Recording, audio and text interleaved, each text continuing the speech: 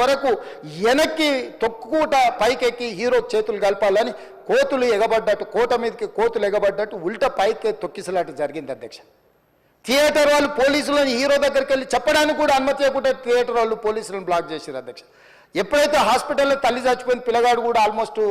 చావు నోట్లో ఉన్నాడు అని తెలిసి పోలీసులు వచ్చి ఏసీపీ వెళ్ళి చెప్పడానికి పోతే థియేటర్ సిబ్బంది లేదు హీరో దగ్గరికి వెళ్ళడానికే వీళ్ళని చాలాసేపు పోలీసులను కూడా హీరో దగ్గరికి పోనీయలేదు అధ్యక్ష, వాళ్ళ ప్రైవేట్ వీళ్ళు. చివరికి ఏసీపీ కోపం వచ్చేసి మిమ్మల్ని అందరిని తీసి లోపల వేయాల్సి వస్తా అని చెప్పిపోయి హీరోకు ఏసీపీ క్లియర్గా ఇద్దరు చనిపోయినరు, మీరు ఇక్కడ కూర్చుంటే థియేటర్లోనగా థియేటర్ బయట ఉన్న వేలాది మంది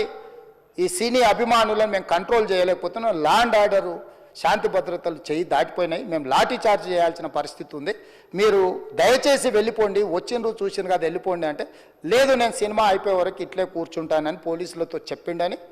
సిటీ కమిషనర్ నాకు చెప్పడం జరిగింది అధ్యక్ష. అదేవిధంగా ఇంకా కంట్రోల్ కాకపోవడంతో అప్పుడు డీసీపీ పై అధికార రంగంలో దిగి వాళ్ళ అందరినీ లోపల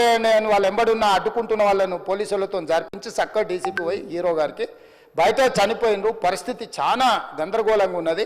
మీరు ఇక్కడ నుంచి కదలాల్సిందే లేకపోతే మిమ్మల్ని పోలీస్ స్టేషన్కు తీసుకెళ్లాల్సిన పరిస్థితి వస్తుంది, మీరు ఇక్కడ నుంచి కదలాల్సిందే అని బలవంతంగా అతన్ని సినిమా మధ్యలో 12 గంటల సమయంలో రాత్రి 12 గంటల సమయం అట్టిగా ఆ సమయంలో అతను తీసుకొచ్చి బండెక్కిస్తే మళ్ళీ అతను రూఫ్ టాప్ ఓపెన్ చేసి మళ్ళీ చేతులు ఊపుకుంటూ రోడ్ షో చేసుకుంటూ అంటే తల్లి చనిపోయి పిల్లగాడు చావు బతుకుల మధ్యలో ఉన్నాడు మీరు వెళ్ళండి అని వెనక్కి పంపిస్తే కూడా